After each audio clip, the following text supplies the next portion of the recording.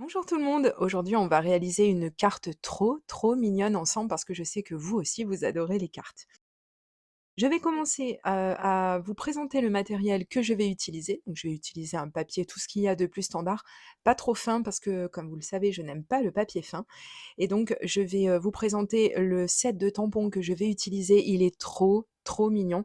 Et comme d'habitude, si vous cherchez le matériel que j'utilise dans cette vidéo ou dans une autre, sachez qu'il est toujours listé dans la barre d'informations sous chacune de mes vidéos et que si vous avez des questions, n'hésitez pas à venir me les poser. Il y a également mon mail qui est toujours dans la barre d'informations. Il est possible que certains du matériel que j'utilise ne soient plus, disponibles parce que c'est du matériel qui date et que moi je suis, une conservatrice et que j'ai beaucoup de matériel et qu'il est possible que vous ne le retrouviez pas. Pensez à Vinted de temps en temps. Vous pouvez retrouver ce matériel qui n'est plus fabriqué, par la marque, mais que vous pouvez retrouver d'occasion. J'ai utilisé donc de la Versafine puisque, j'aime avoir, un tamponnage qui est vraiment très bien réussi et là, ça me fait mentir parce que comme c'est la première fois que j'utilisais ce tampon, je voulais, être sûre, d'avoir un résultat, correct et donc j'ai utilisé en premier lieu une feuille, de brouillon, pour voir un petit peu au niveau des traits ce que ça donnait et au final, même si j'avais pas eu un tamponnage parfait sur cette feuille de brouillon, c'était pas grave. Je ne voulais qu'avoir en fait, les traits du tampon pour voir un petit peu si c'était, ce à quoi je m'attendais et ça a été le cas. Donc ensuite, j'ai retiré ma feuille de brouillon et j'ai tamponné sur, ma feuille définitive. Donc ce papier, il s'agit du papier DCP de Clairefontaine. Vous le trouvez listé, comme je viens de vous le dire, dans la barre d'informations sous cette vidéo et donc je vais utiliser les crayons de couleur de chez Action que je vous ai présentés il y a quelque temps en arrière et que j'affectionne beaucoup. Ce sont des crayons qui ont une tendance assez grasse et qui ont une pigmentation très présente. Donc un conseil, comme je vous l'avais dit au cours du test de cette vidéo de la vidéo test pardon, de ces produits, je vous avais dit d'y aller mollo au premier coup parce que vraiment ils dispensent quand même pas mal de pigments. Donc ça peut un petit peu surprendre et surtout si on veut un effet dégradé avec une seule couleur comme, celui que je suis en train de créer sur cette fleur pardon. Ah ça promet, hein, ça commence bien.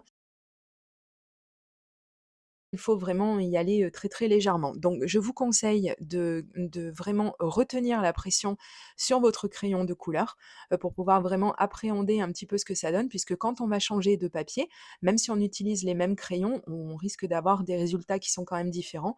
Donc si on n'a pas le temps de faire un petit test, sur un petit coin de feuille, pour être sûr du résultat, mieux vaut y aller vraiment, avec prudence et en retenant bien la pression et donc ensuite, ce que j'ai fait, c'est que donc j'ai varié encore une fois la pression que j'ai exercée sur mon crayon et c'est ce qui m'a donné cet effet de dégradé toujours en restant, dans un camaïeu de rose.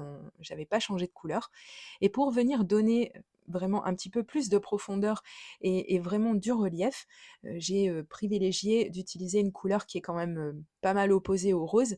J'ai pris ce bleu violet. Je suis venue, souligner le bout des pétales. Vous pouvez, souligner une autre partie, hein, de votre fleur, mais bon là, c'est vraiment, ce que j'avais en tête et ensuite, une fois que j'ai mis un tout petit peu, hein, j'en ai vraiment pas mis beaucoup, j'ai pas appuyé énormément avec, cette couleur, violette, bleue. Ensuite, j'ai repris le crayon que j'ai utilisé au début et je suis venue, un petit peu mixer les 2 en appuyant un petit peu quand même pour pouvoir vraiment créer un effet de dégradé. Donc je n'ai appuyé que sur les endroits où j'avais déjà un petit peu, exercé une pression, donc c'est-à-dire au bout des pétales et après donc quand j'ai repassé un petit peu sur, l'ensemble de ma fleur pour avoir vraiment un résultat uniforme, j'ai encore une fois retenu la pression que j'ai exercée.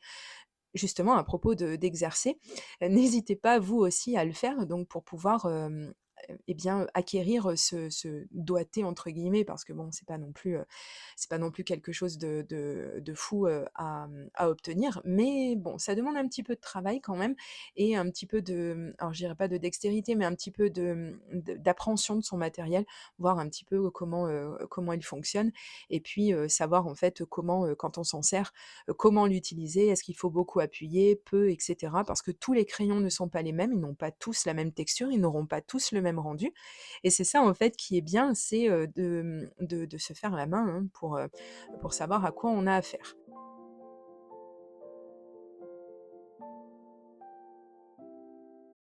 Les Tropic Colors de Bic, je ne vous les présente plus puisque vous les avez vus des dizaines et des dizaines de fois dans mes vidéos. Je vais en utiliser un pour, venir donner un tout petit peu de relief parce qu'il manquait la couleur que je cherchais dans la boîte, de crayons de couleur de chez Action. Donc moi, ça ne me dérange pas de mixer les couleurs, de mixer les marques, de mixer les textures de crayons de couleur à partir du moment où je me sens, à l'aise avec tout ça. Eh bien, il y a vraiment pas de contre-indication, hein. Je pense que, depuis le temps que vous me voyez faire, hein, je pense que ça vous aura, donné un petit peu de liberté à vous aussi et donc vous voyez, hein, je continue de sortir, des crayons puisque, et des boîtes différentes, puisqu'il me manquait des couleurs, dont j'avais besoin. J'avais besoin d'un gris.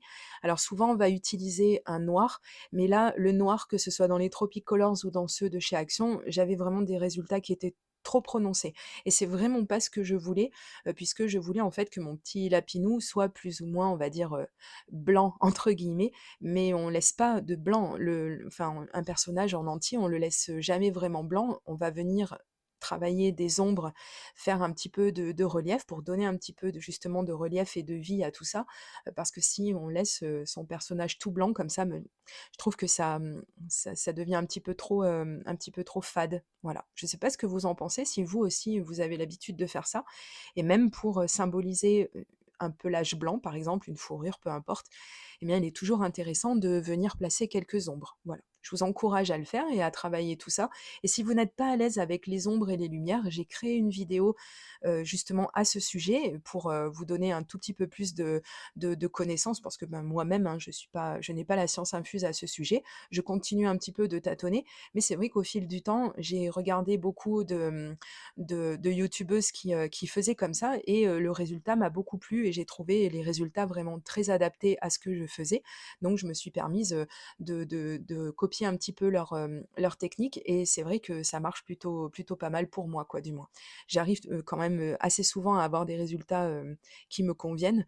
Donc c'est pour ça que je vous encourage, si vous voulez, à aller voir cette vidéo. Donc je vous la mettrai dans la barre d'informations et à la toute fin de celle-ci, si vous l'avez ratée au moment où je l'ai sortie. Et d'ailleurs, je vous encourage à vous abonner pour justement ne pas rater mes prochaines vidéos et surtout à activer la cloche des notifications.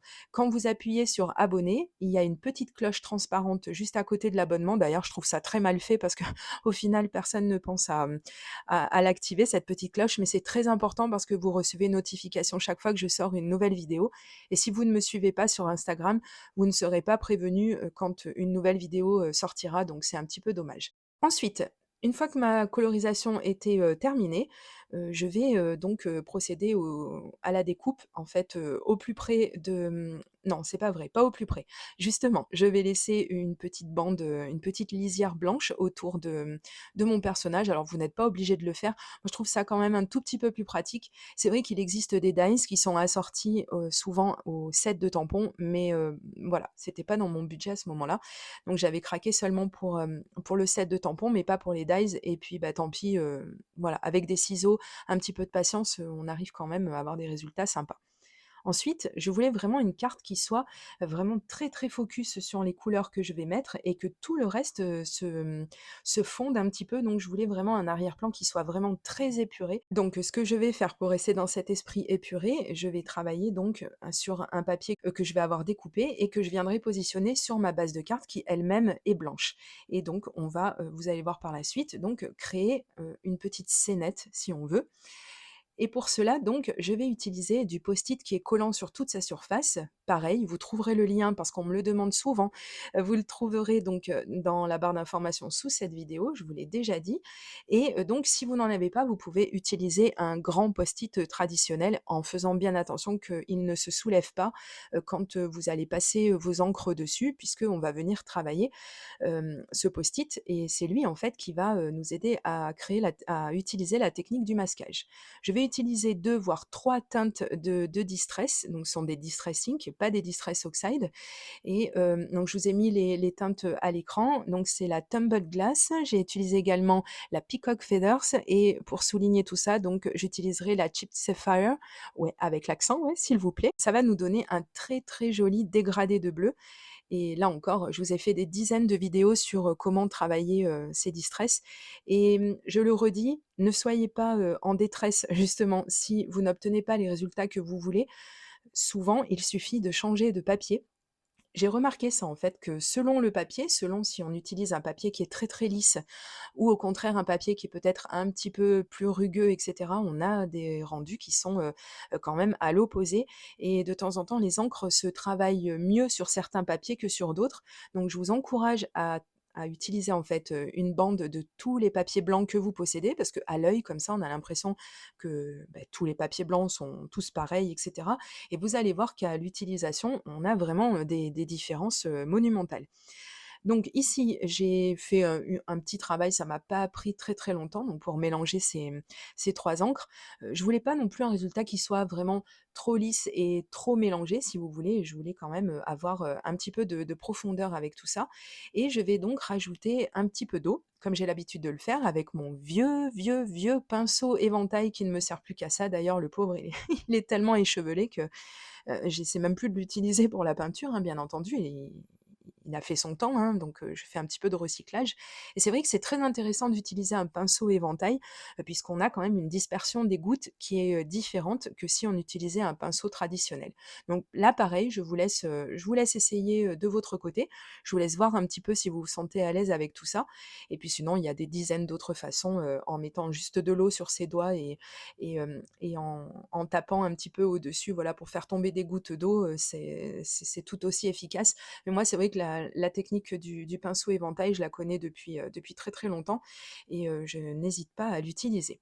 Vous voyez, mon papier a, un petit peu réagi. Alors, je ne m'y attendais pas. Il a réagi quand même d'une façon un petit peu étrange. Donc, c'est vrai que j'ai été surprise de la façon dont ces gouttes, d'eau ont réagi sur mon papier ont réagi, pardon, sur mon papier, mais c'est pas grave, au final, je trouve ça très, très joli. Donc on attend que ça sèche un petit peu et puis ensuite, on va venir, continuer de travailler son arrière-plan. Je vais utiliser une autre planche de tampon, pour, parce qu'il me manquait en fait un petit élément que j'avais vraiment envie de voir, placé sur cette carte et comme, et bien, j'ai remis la main sur ce set de tampons il y a peu de temps, je me suis dit: «Mais oui, je vais associer les 2 parce qu'ils sont un petit peu sur le même thème et comme ça, et bien, je vais avoir, ce ce petit élément, voilà, qui me tenait à cœur d'utiliser et qui, je trouve, met, plutôt bien en valeur mes personnages.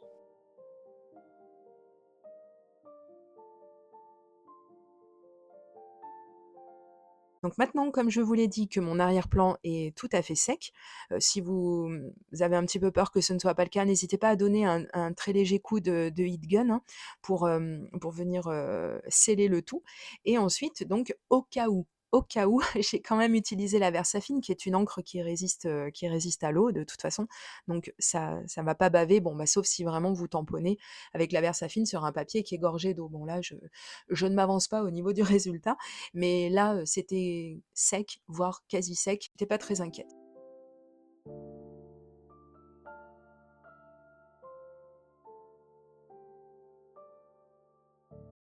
Donc voilà ce que ça peut donner et je vais rajouter donc d'autres petits détails parce que je trouvais ça, vraiment trop, trop chou. Il est très, très joli ce set de tampons.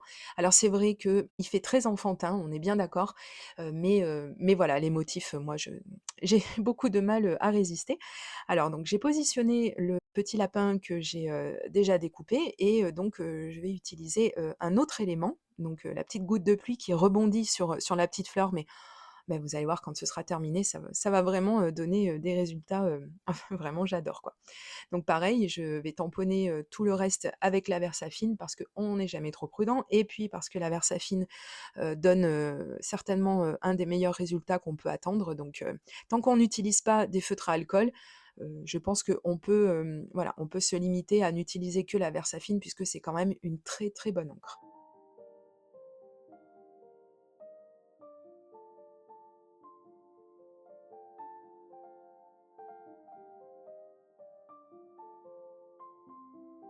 Je vais nettoyer mes tampons et puis donc maintenant, j'en ai fini justement avec, les tamponnages, donc on va pouvoir passer à autre chose. Je vais prendre une bande de papier et encore un autre set de tampons. Celui-ci, je suis quasi certaine que vous ne le retrouverez pas malheureusement. Il est sur le thème de l'amitié. Je l'avais beaucoup, beaucoup aimé. Ça fait très longtemps que je l'ai et je l'avais acheté sur AliExpress, donc c'est pas un tampon de marque, enfin du moins pas que je sache. Donc si, vous le connaissez et que vous connaissez la marque, eh bien n'hésitez pas à nous le mettre dans les commentaires. C'est toujours très, très agréable de, eh bien qu'on s'entraide toutes, les unes les autres. J'ai utilisé la Versamark puisque je vais faire de l'embossage à chaud. Si vous ne connaissez pas la technique de l'embossage à chaud, pareil, je vais vous mettre, la vidéo, que j'ai faite sur ce thème. Vous allez voir, c'est vraiment une technique qui est vraiment super et que j'aime beaucoup utiliser sur, du papier noir pour venir faire mon tampon texte et là encore, c'est ce que je vais faire.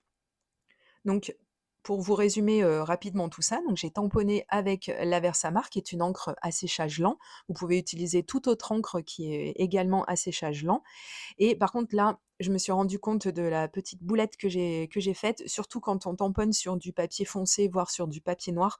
Il est toujours mieux de commencer à, donner un petit coup, avec son coussin d'embossage, pour pouvoir en fait enlever, tout ce qui pourrait, en fait, l'électricité statique et cetera. Je ne sais plus exactement comment ça fonctionne, mais enfin, je sais que c'est très, très efficace, pour éviter à la colle, de pour éviter à la colle, pardon, pour éviter à, la poudre de venir coller, aux endroits où en fait on n'a pas tamponné. Voilà et qui va nous éviter de eh bien, l'étape que je vais vous montrer juste après, qui consiste à utiliser un petit pinceau très fin et à venir nettoyer son tamponnage parce que c'est un petit peu relou à faire.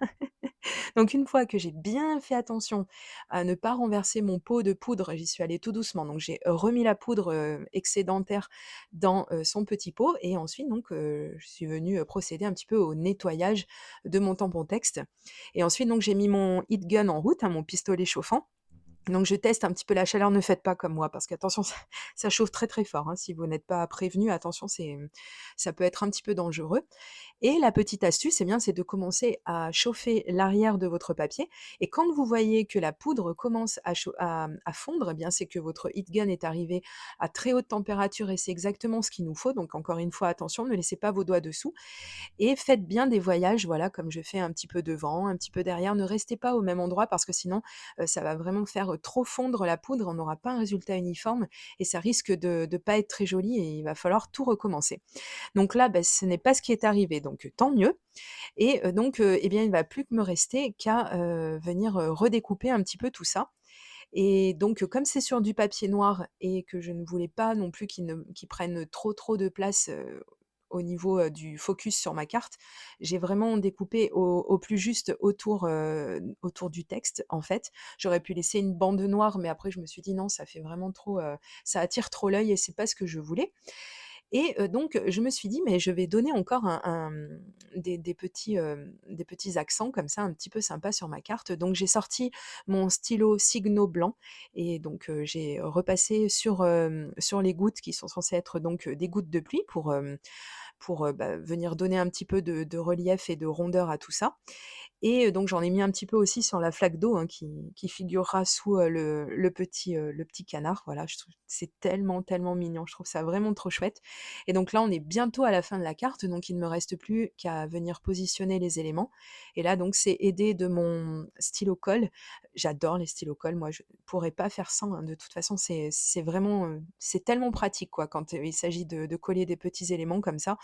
C'est quand même, ce qu'on fait de mieux, je trouve et donc je vais mettre un petit peu de colle à l'arrière et pour m'aider à le positionner comme il faut et pas venir mettre les doigts dans la colle et puis, voilà, faire des cacas et que ce soit tout pas beau, je vais utiliser donc ma pince, tweezer. Pareil, je vous mettrai le lien et si elle n'est plus disponible, vous inquiétez pas, je vais, essayer de vous trouver un lien pour que vous puissiez vous la procurer parce que vraiment, c'est pareil, c'est quelque chose que je trouve, vraiment indispensable, dans son scrap, quand on a besoin, d'utiliser de venir coller par exemple de petits éléments ou qu'on a besoin, comme je l'ai fait tout à l'heure, de venir embosser pareil un petit élément pour éviter d'avoir, les doigts qui crament sous, le heat gun et bien comme ça on a les doigts qui sont un petit peu plus éloignés de la chaleur et c'est vraiment mieux comme ça. Donc voilà, on est bientôt arrivé à la fin du collage des éléments et là, je me suis dit: «Ben, je vais mettre mon tampon texte en relief lui aussi» Et donc j'ai utilisé donc des petites mousses en relief que j'ai depuis très, très longtemps et qui malheureusement, bien, ne finissent par ne plus coller, hein, à force de garder les choses, qu'on veut pas trop dont on veut pas trop se servir et cetera, et bien, en fait, ça finit par s'abîmer, donc ça, c'est le revers de la médaille. Je vous en parlerai un jour, on abordera le sujet, vous allez voir, des fois, on a de bien mauvaises surprises. Donc je suis venue sceller tout ça avec, de la Tacky Glue. J'ai mis une toute petite goutte de colle à l'arrière, pour être sûre que mes mousses, relief, ne bougeront pas et donc j'ai collé, mon tampon texte tout simplement et ensuite on va venir sceller le tout et là, je vais utiliser, de l'adhésif double face. Celui-ci aussi, ça fait très, très, très longtemps que je l'ai, hein. Franchement, ça doit faire au moins 6 ou 7 ans et c'est pareil, j'ai l'impression, il y a des moments que, je ferais bien de me dépêcher, de l'utiliser parce que je pense qu'à force, il va finir par me jouer des tours lui aussi. Normalement, il est censé être sans acide, donc normalement ça devrait bien se passer. Mais bon, quand même, on n'est jamais vraiment trop prudent. Et ensuite, justement à propos de prudence, faites attention parce que ça m'est arrivé quand même assez souvent, vérifiez avant de coller votre devant de carte à la base de carte, eh bien que vous soyez dans le bon sens, parce que sinon, eh bien, faut tout recommencer. Donc c'est un petit peu gênant. Et donc ben voilà, c'est terminé. Donc c'est une carte qui prend bon, je vais pas vous dire qu'elle prend que 3 minutes à faire, on est d'accord. Mais là vraiment, c'est le genre de carte que j'aime beaucoup, beaucoup parce que voilà, elles sont très travaillées, on y passe quand même pas mal de temps et on espère que les personnes qui les recevront, eh bien, vont, quand même, les garder un petit moment et qu'elles seront chères à leur cœur, on espère vraiment. Si cette, vidéo vous a plu, je vous remercie pour le petit pouce en l'air si vous êtes encore là et je vous dis à très, très bientôt pour de prochaines vidéos créations. Gros bisous, bye bye.